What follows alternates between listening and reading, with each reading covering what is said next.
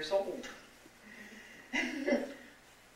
Me and my shadow, all alone and feeling blue. Me and my shadow, no one to tell my troubles to. And when it's 12 o'clock, we climb the stairs. We never knock, 'cause nobody's there. Just me and my shadow, all alone and feeling blue. I guess that's how I felt. That I was all alone, but now I wasn't. Because now I had you. You were going to be my shadow. My mother and I have always had a very difficult relationship.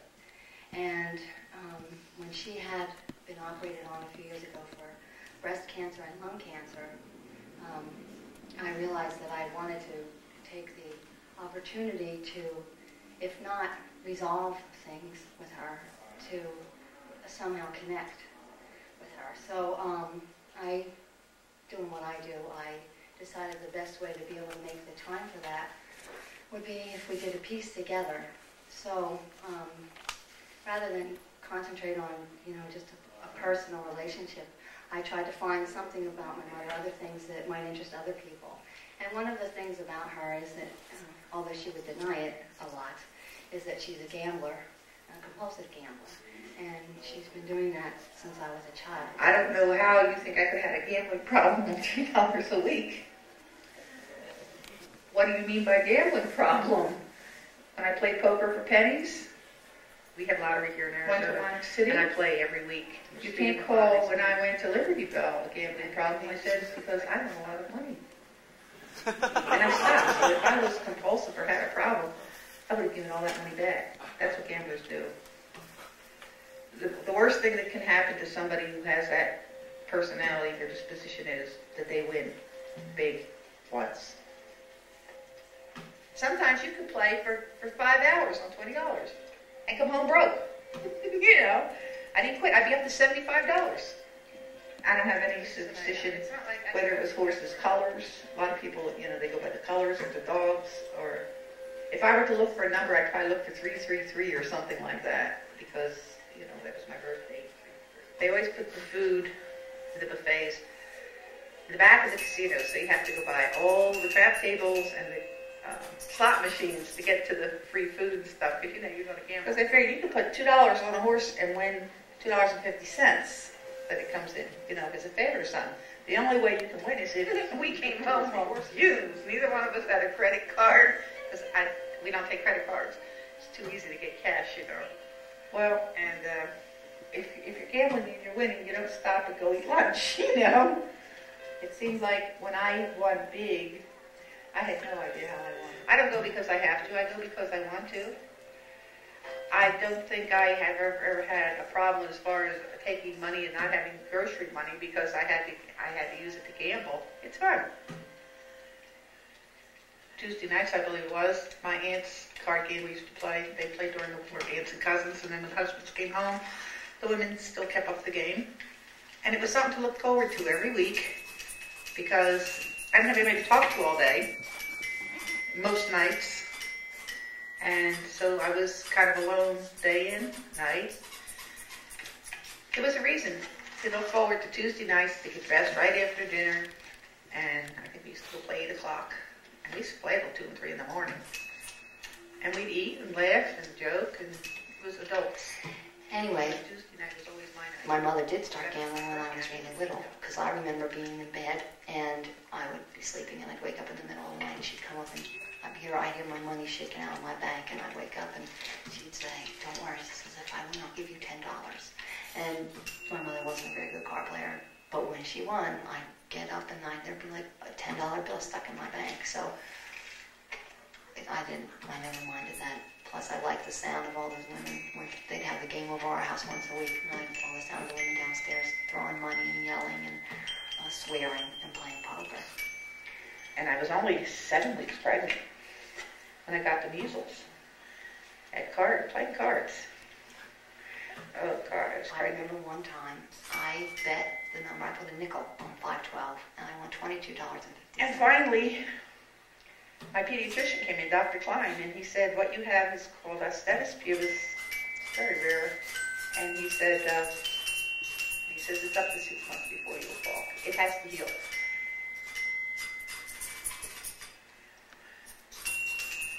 My next door neighbor, Mrs. Piccone, liked to play the numbers. In fact, she was such a gambler that when her daughter was in the hospital, the day she died, she played her room number and won. I won once in a while, but that wasn't my lucky streak. That's before I ever went to a track or a casino. That's when I still played cards with my friends and aunts and cousins. The reason I stopped was one day Lisa said to the mailman, today's the Kentucky Derby. Do you want to play a horse? And he said, well, how can I do that? And she says, my mother will take your bet. Well, my mom was a bookie. I used to be her runner. She'd send me around the neighborhood to collect the numbers and people's bets. And I got to go into everybody's houses, and they tell me the numbers, give me the money, and I'd take them home. But the one that I liked the best, that I remembered the most, was Mrs. Piccone, who lived next door. And her house was Italian, plastic over everything. She had plastic on the lampshades, the couches. She had runners from the door into the kitchen, plastic on the carpet. Nobody ever went into the living room. So I would walk on this little plastic runner into the kitchen, which was pink. And she'd say, no, wait a minute. And she'd run off. She says, I got to get my dream book. And so I'd sit there and sit at the kitchen table. I had a little pink napkin and I eat a cookie. She'd come down and she'd have this little book and she'd say, I dreamt of a snake last night. And she'd look up and she'd say, oh, that's whatever number that was, 316 or something. And she'd go through her dreams and she'd, find the numbers for the dreams, and then that's what she would bet. And so for me, my mother booking the numbers was, great. It was fun. I had a good time. But you still have a gambling problem. And that's when I said to him, well, what do you mean by gambling problem? The 15 years I used to play poker for pennies, and you only gave me $3 a week allowance. When I lost, I'd go into your tips can and, take your money. My mother had, when my parents were divorced, my mother sold her house. She moved into another house, and when she sold that house, she pretty much, when she moved to Arizona, most of that money disappeared. She did some speculating in terms of, investing in a really high-risk kind of situation, which she lost. And the rest of the money just dribbled away. When my grandparents were ill, she had my grandmother committed to the New Jersey State Psychiatric Hospital, and my grandfather was in the hospital at the time, and she sold their house right out from under them, and that money is gone. When she used to book the numbers, she had taken a bet from a friend of my father's one time, and he hit whatever the number was, and it was a substantial amount of money, and she kept it. She told the man that she never placed the bet, and she had. So these kind of things are hard to reconcile in a way with someone who is your mother. I was down at the Indian Casino, and I was playing. It's a 2-quarter machine. You put 2 quarters in each time. Because if you got one in, you only win, like, say, 100 quarters. But if you have 2 in and you get 3 sevens, you win 200. So, for 50 cents a pull. Now, once in a while, I can't have cigarettes near me at all. And they have bans and all, but the smoking is pretty bad. I only have one lung now, and I just really choke. I said, I used to smoke.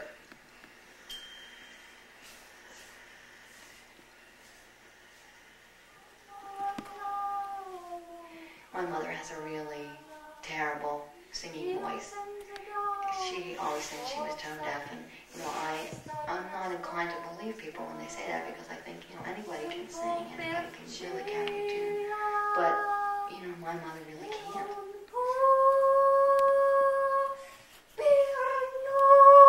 One of the things that she used to do is those boxes of chocolates that you can get for samples, the kind of candies that are jelly, nuts, and dark, and milk chocolate. They come in a box with little sit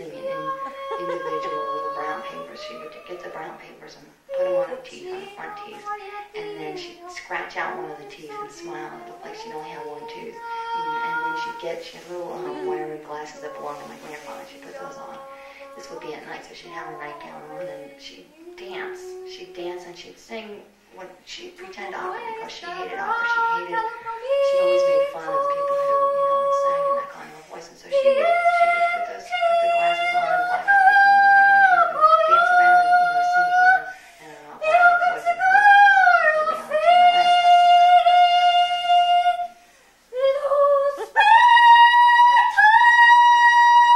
So her singing was kind of like,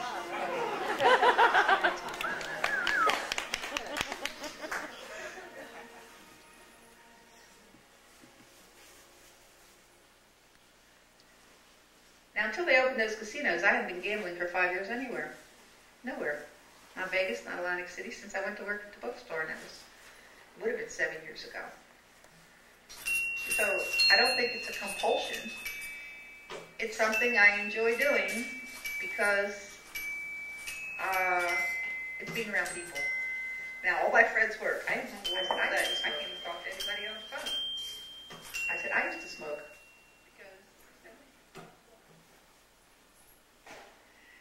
And that night, 12 women came to my house, and they did a prayer circle. And 9 o'clock the next morning, the doctor called and said whatever he had seen on the liver x-ray shadow, they couldn't find it. So, see you Monday at the hospital. Oh, God. He said, how did they do that? I said, I don't know how they do any of these tricks. I don't know how they pull a rabbit out of a hat. I was at the bookstore nearly 5 years when I was laid off. Then I got a job at the press, and it paid more money, and I was up to $6 an hour after over 6 years. For 2 weeks, when I went for my annual mammogram, and 2 weeks later, I was on sick leave because I had breast cancer. Now I had to have a whole series of tests since it was in calcium.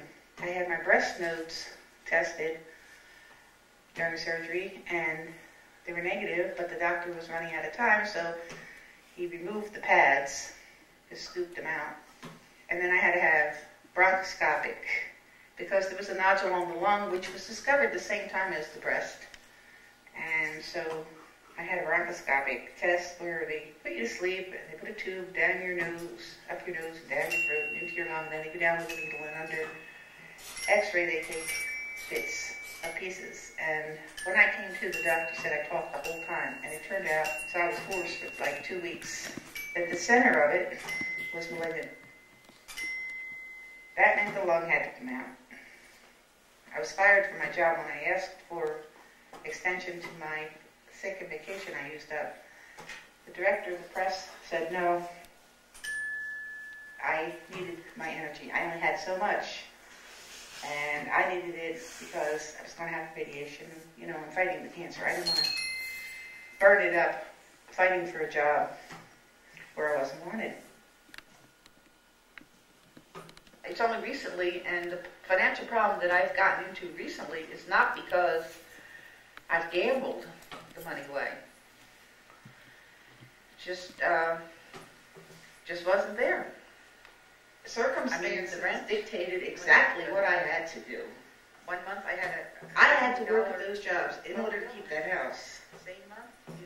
Nobody's helped me. If I won the lottery, I think about this a lot. I was a victim of circumstances. I had to stay for the rest of my life because of the insurance. I would buy a house. I've lost, and depending how much I won, I've lost that. I give the kids each $50,000. I've lost that. I don't give a damn what people think I'm going to do. I'm going to do this. And I would travel. Yeah. I go to Europe. I want to go to Spain and Italy. That would be a start. It's like history repeating itself. It wasn't through choice then, and it isn't through choice now. It's through circumstances over which I had no control then, and I had no control now. I like beaches. I stay in Bedley now, and I like the shore. 2 years ago. That's my escape. In Bedley. I have limited stamina. I like to go to Alaska. I have limited resources in the summer. I'm doing everything that I'm supposed to do to stay well. The breathing, this is as good as it's going to get. The rib, I've been told, and the incision area, it's good as it's going to get. The pains that I get in the lymph node area, where the lymph nodes are gone, my armpit's gone, and where the breast surgery was, I will always have them. I can learn to live with all this, and I can accept it. I'd like to go to Australia, and I'd like to go to New Zealand. Well, you asked why, you know what, I like gambling. Oh, that's another thing. I'm around people, and talking, and noise, and excitement. I mean, how much, but I don't think about it.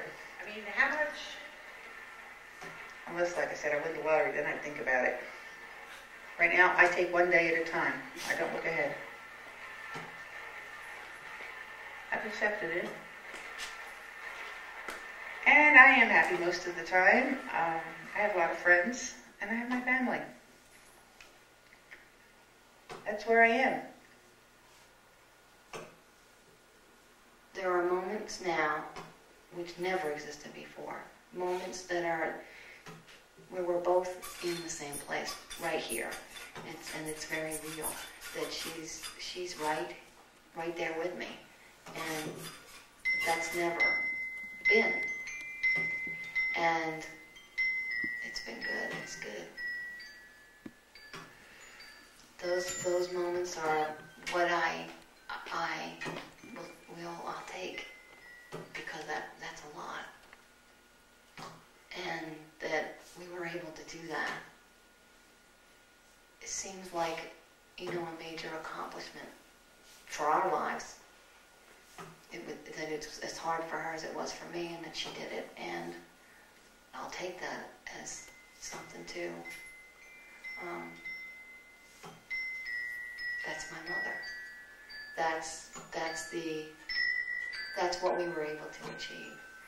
And, it might not seem like much, but just a moment of clarity. And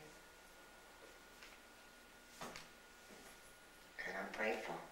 And I love her. My 3 children. In a way, they've all made my dreams come true. Yeah, I did a good job.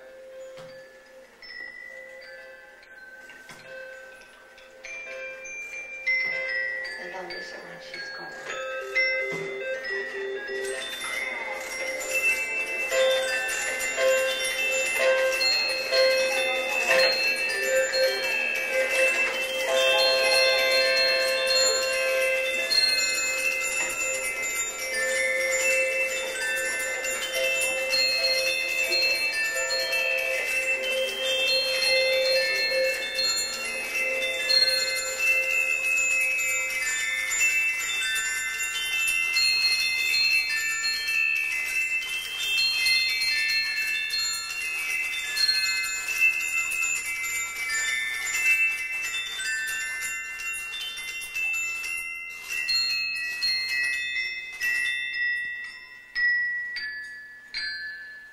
Pack up all my cares and woe, here I go, swinging low. Bye, bye, blackbird, where somebody waits for me, sugar sweet, so is he. Bye, bye, blackbird, no one here can love or understand me. Oh, what hard luck stories they all hand me. Pack my bed and light the light,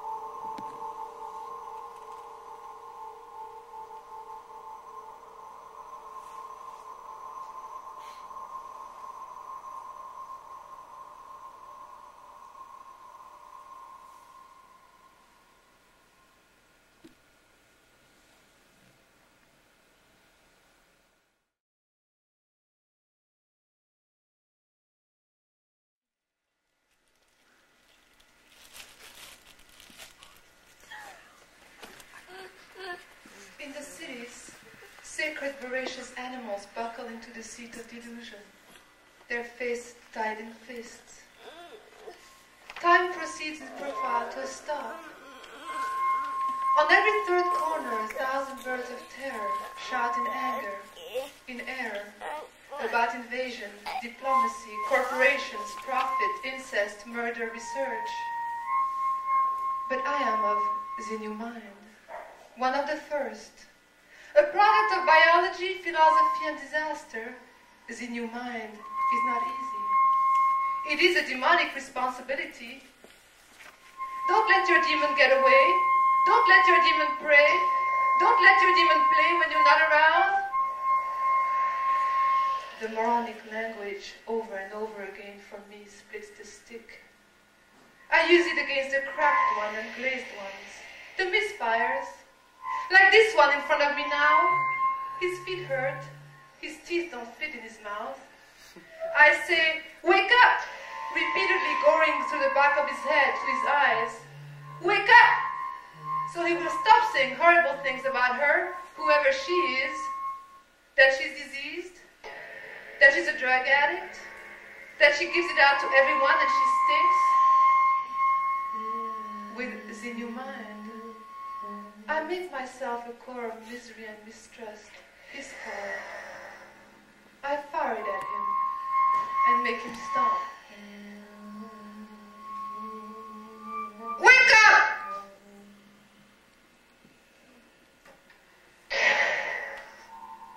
Wake up!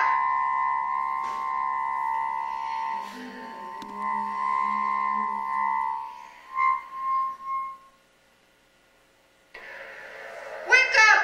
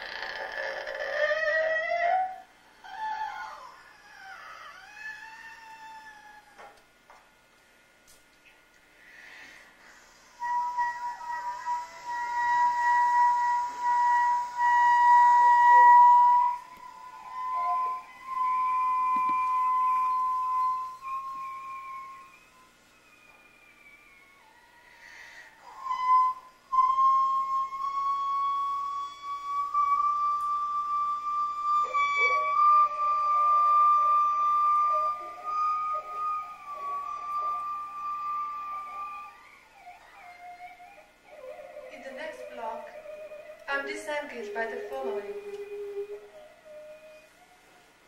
Our soldiers in white push my mother, dragged out of the terminal bar into a filthy cab. She has just had her hair done, her nails shellacked. She's wearing a cream-knit dress, white stockings, burgundy pumps. She looks like an angel fallen. Her skin translucent and so soft that if pressed, an imprint would persist. Her lips move. She drools down the front of her dress. One tall, fat soldier shoves her into the back seat and slides in beside her. Her head rests against his shoulder. The cab does not drive away, but simply disintegrate as our entire postmodern generation goes back inside for another drink.